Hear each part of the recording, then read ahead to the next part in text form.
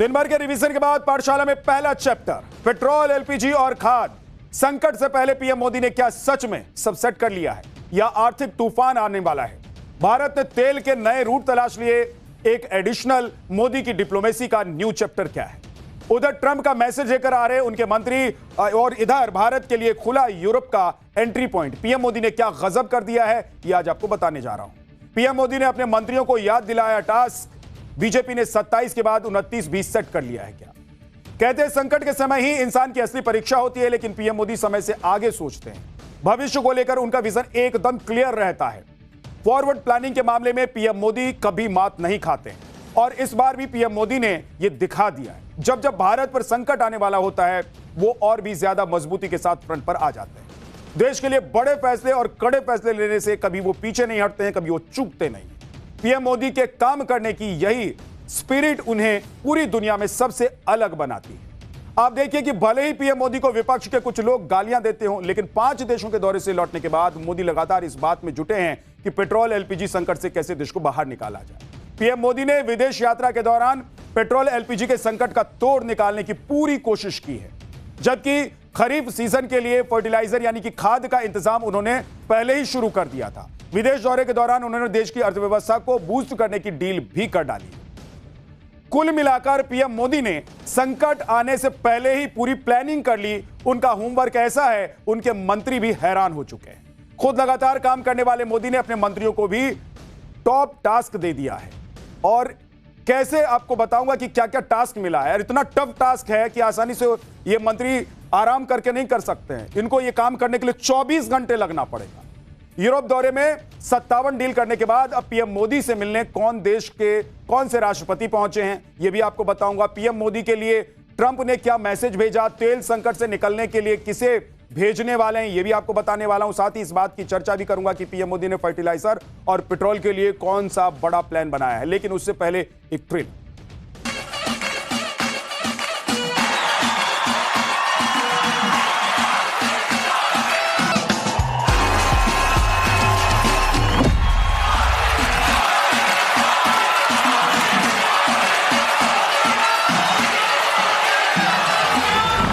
जो लोग कहते हैं कि पीएम मोदी के दिमाग में सिर्फ चुनाव रहता है, बीजेपी सिर्फ चुनाव को सीरियस तरीके से लड़ती है, उन्हें दुनिया भर से आई पीएम मोदी की कुछ तस्वीरें जरूर देखनी चाहिए। ये तस्वीरें आप देखिए। पीएम मोदी ने 27 और 29 का चुनाव तो कब का सेट कर लिया। अब तो पीएम मोदी वो कर रहे हैं जिसके बाद भारत दुनिया में नए मुकाम पर पहुंच रहा है। पीएम मोदी ने भारत की अर्थव्यवस्था को ऐसे स्टेज पर पहुंचा दिया है कि अमेरिका, रूस से लेकर यूरोप के बड़े बड़े देश भारत के साथ बिजनेस डील करना चाहते हैं। लेकिन विपक्ष ऐसा माहौल बना रहा है जैसे भारत पर कोई बड़ा संकट आ गया है। आप देखिए कि विपक्ष किस तरह से माहौल बना रहा है। ईरान युद्ध शुरू होने के बाद से ही नैरेटिव सेट किया जा रहा है। पेट्रोल और एलपीजी संकट बना हुआ है, देश पर फर्टिलाइजर संकट आने वाला है, महंगाई बढ़ रही है, नौकरियां जाने वाली है। यह सब नैरेटिव सेट करने की कोशिश लगातार पिछले कुछ महीनों से विपक्ष की तरफ से हो रहा है। यह दावा लगातार मोदी विरोधियों की तरफ से किया जा रहा है कि भाई देश में सब कुछ खराब चल रहा है, कुछ ठीक नहीं चल रहा है। लेकिन क्या इसमें सच में सच्चाई है? लेकिन सच्चाई के साथ डर को ज्यादा बेचा जा रहा है। आप देखिए कि जो सच बताने की कोशिश एक तरफ सरकार कर रही है और दूसरी तरफ विपक्ष कर रहा है, इसके बीच डर बनाया जा रहा है। और ऐसा लगता है कि बार बार ऐसे बयानों से पैनिक बाइंग करने लगते हैं लोग। आपको पता ही है कि अगर एक बार हंगामा हो जाए, अगर कोई मैसेज पास ऑन हो जाए कि भाई गड़बड़ होने वाला है, तो लोगों का दिमाग नहीं खराब हो जाता है, तुरंत भागकर वो पेट्रोल डीजल, अरे नमक के लिए एक बार बोल दिया गया था, लोग नमक खरीदने लग गए। तो ये तो पेट्रोल डीजल है। लेकिन भाई सरकार भरोसा दे चुकी है। कई बार स्टॉक और ब्लैक मार्केटिंग का खतरा बढ़ जाता है जब अफवाह फैलाई जाती है। इसीलिए मैं कह रहा हूं कि भाई अफवाह पर ध्यान मत दीजिएगा, सरकार जो कह रही है उसको फॉलो कीजिए। इधर विपक्ष माहौल बनाने में लगा हुआ है तो पीएम मोदी को गद्दार भी कह रहा है विपक्ष। वही पीएम मोदी दुनिया भर में भारत का झंडा बुलंद किए हुए। अभी पीएम मोदी को यूरोप से लौटे 24 घंटे भी नहीं हुए। आज साइप्रस के राष्ट्रपति निकोस क्रिस्टो अपने प्रतिनिधिमंडल के साथ भारत पहुंच गए।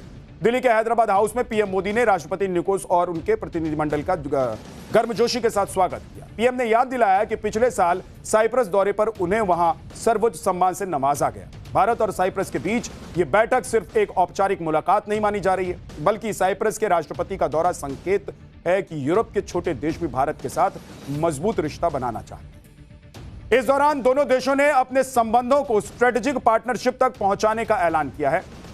यही फैसला अब अंतर्राष्ट्रीय गलियारे में चर्चा का बड़ा विषय बन गया है। सुनिए पीएम मोदी ने भारत और साइप्रस के रिश्ते पर क्या कहा। भारत और साइप्रस के बीच यह स्ट्रेटेजिक पार्टनरशिप दोनों देशों के फाइनेंशियल और सर्विसेज हब को जोड़कर कॉमर्स के लिए कैपिटल अनलॉक करेगी। यह साइप्रस के इंफ्रास्ट्रक्चर, एनर्जी और एग्रीकल्चर सेक्टर में भारतीय कंपनीज के लिए नए अवसर प्रदान करेगी और भारत के तेजी से बढ़ते शिपिंग और मैरीटाइम क्षेत्रों में नया निवेश लेकर आएगी। हम साइप्रस के साथ मिलकर गिफ्ट सिटी को एक ग्लोबल फाइनेंशियल और सर्विसेज हब बनाने के विजन को गति देंगे और दोनों देशों के इनोवेशन और स्टार्टअप इकोसिस्टम के बीच कनेक्ट बढ़ाएंगे। दोनों देशों के रिश्तों को और मजबूत बनाने के लिए कई समझौते भी हुए हैं, लेकिन सबसे ज्यादा चर्चा आज की इस तस्वीर की हो रही है। ये जो तस्वीर आपको दिखाई दे रही है, इस तस्वीर की, जब बातचीत से पहले राष्ट्रपति निकोस ने पीएम मोदी के साथ सेल्फी ली। इससे पहले भी कई बड़े विदेशी नेता जैसे कि फ्रांस के राष्ट्रपति इमैनुअल मैक्रों और इटली के प्रधानमंत्री मेलोनी पीएम मोदी के साथ सेल्फी लेकर उसको पोस्ट किए हैं। यही तस्वीरें विपक्ष को चुभती भी हैं भाई, लेकिन पीएम मोदी ऐसी बातों का कोई लोड ही नहीं लेते। प्रधानमंत्री कभी देखते हैं कि विपक्ष क्या कर रहा है, नहीं कर रहा है और उसको लोड हो रहा है कि नहीं हो रहा है? वो काम करते हैं, उनको पता है उनको क्या करना है। आज भारत साइप्रस के बीच कई बड़े समझौते हुए। सुरक्षा सहयोग के लिए जॉइंट वर्किंग ग्रुप बनाने पर सहमति बन गई। शिपिंग सेक्टर में सहयोग के लिए जॉइंट टास्क फोर्स के गठन का निर्णय लिया गया। दोनों देशों ने अगले 5 साल में निवेश को दोगुना करने का लक्ष्य भी रखा। शिक्षा, टेक्नोलॉजी, इनोवेशन, रिसर्च को बढ़ावा देने के लिए भी महत्वपूर्ण समझौते किए गए। आप देखिए कि यूरोप के दौरे से ही अभी प्रधानमंत्री लौटे थे और आज यूरोप का ही एक और देश साइप्रस का प्रतिनिधिमंडल नई दिल्ली पहुंच गया। साइप्रस भले ही यूरोप का छोटा सा देश है, लेकिन यूरोप में एंट्री के लिए भारत के लिए बहुत अहम है। इसे ऐसे भी आप समझिए कि भारत के लिए साइप्रस यूरोपियन यूनियन का एंट्री पॉइंट साबित हो सकता है। 2024 में साइप्रस के साथ लगभग $140 मिलियन का व्यापार रहा, जबकि 2025 में लगभग 150 मिलियन अमेरिकी डॉलर तक यह व्यापार पहुंचा। दिलचस्प बात तो यह है कि व्यापार का असली महत्व केवल सामानों में नहीं है, बल्कि एफडीआई और यूरोप तक पहुंचने में। साइप्रस लंबे समय तक भारत में निवेश का बड़ा रास्ता रहा है। 2000 से 2025 तक साइप्रस ने भारत में लगभग $15.7 अरब का एफडीआई किया है। वहीं साइप्रस के जरिए भारत को यूरोपियन यूनियन का 45 करोड़ उपभोक्ताओं वाला बाजार भी मिल सकता है। भारत के साथ व्यापार को बढ़ावा देने के लिए साइप्रस जल्द ही मुंबई में ट्रेड सेंटर भी खोलने वाला है। सुनिए पीएम मोदी ने साइप्रस के साथ बढ़ते व्यापार पर आज क्या कहा। साइप्रस भारत के टॉप 10 इन्वेस्टर्स में से एक है। पिछले एक दशक में साइप्रस से भारत में निवेश लगभग डबल हुआ है। दोनों देशों के बीच ट्रस्ट बढ़ा है। Bharat European union free trade agreement से तमाम नई संभावनाएं बनी हैं। इसका लाभ उठाते हुए हम अगले 5 वर्षों में इस इन्वेस्टमेंट को फिर से डबल करने का लक्ष्य रख रहे हैं और इस संकल्प को साकार करने के लिए आज हम अपने विश्वसनीय संबंधों को एक स्ट्रेटेजिक पार्टनरशिप के रूप में एलिवेट कर रहे हैं। इधर पीएम मोदी यूरोप सहित पूरी दुनिया के साथ ट्रेड डील को आगे बढ़ा रहे हैं। उधर ट्रंप की टेंशन बढ़ती जा रही है। ट्रंप एक तरफ ईरान युद्ध को लेकर फंसे हुए हैं, उनके लिए ईरान अंधा जो कुआं जैसा बनता जा रहा है और सिर्फ अमेरिका के लिए ही नहीं बल्कि पूरी दुनिया के लिए ईरान मैटर अब परेशानी का सबब बन गया है। और इस बीच अमेरिका के विदेश मंत्री मार्को रूबियो 4 दिन के लिए भारत दौरे पर पहुंच रहे हैं। कहा जा रहा है कि मार्को रूबियो दिल्ली पहुंचकर पीएम मोदी को ट्रंप का मैसेज देंगे। वहीं भारत पहुंचने से पहले ही ट्रंप की तरफ से इशारा किया जा रहा है कि भारत में तेल का संकट नहीं आने देंगे। अब देखिए कि अमेरिका ने पहले ही रूस से तेल खरीदने पर दी गई छूट को 1 महीने के लिए बढ़ा दिया था। अमेरिका ने छूट दूसरी बार बढ़ा दी है, तो 17 जून तक ये छूट अब लागू रहने वाली है। हालांकि भारत ने कह दिया था कि पाबंदियों से छूट मिले या नहीं, वो रूस से तेल खरीदना बंद नहीं करेगा। अब अमेरिका ने एक और डील कर दी है कि भारत हमसे जितना ईंधन खरीदना चाहता है अमेरिका बेचने के लिए तैयार है। भारत रवाना होने से पहले मार्को रूबियो ने भारत को अमेरिका का बेहतरीन साझेदार बताया। सुनिए अमेरिका के विदेश मंत्री ने क्या कहा। We want to sell them as much energy as they'll buy. And obviously, you've seen, I think we're at historic levels of U.S. production and U.S. export. We want to be able to do more. We were already in talks with them to do more. We want that to be a bigger part of their portfolio. We also think there's opportunities with Venezuelan oil. In fact, it's my understanding that the interim president of Venezuela will be traveling to India next week. As well. So there's opportunities. There's a lot to work on with India. They're a great ally, a great partner. We do a lot of good work with them. And so it is an important trip. I'm glad we're able to do it. Marco Rubio 23 मई से 26 मई तक भारत के दौरे पर रहेंगे। अपने इस 4 दिवसीय दौरे के दौरान वो नई दिल्ली, कोलकाता, आगरा और जयपुर का दौरा भी करेंगे। दौरे के आखिरी दिन 26 मई को क्वाड देशों की बैठक में हिस्सा लेंगे और इस बैठक की अध्यक्षता भारत के विदेश मंत्री एस जयशंकर करने वाले हैं, जिसमें ऑस्ट्रेलिया और जापान के विदेश मंत्री भी शामिल होंगे। इस दौरे के दौरान मार्को रूबियो के साथ वेनेजुएला की अंतरिम राष्ट्रपति डेल्सी रोड्रिगेज भी अगले हफ्ते भारत के दौरे पर आ रही है। भारत और वेनेजुएला के बीच तेल बेचने की बड़ी डील हो सकती है।